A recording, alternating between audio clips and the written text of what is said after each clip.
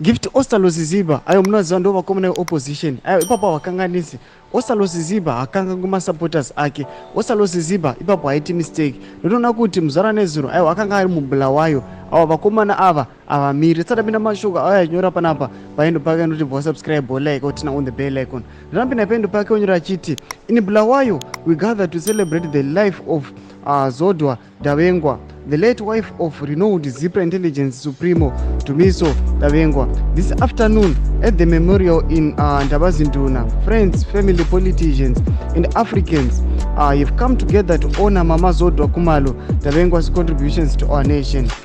She was a kind of soft-spoken individual who always offered wise advice to young people in politics. We extend our solidarity and gratitude to the Davengwa and Kumalo families for hosting us as we celebrate a life well lived.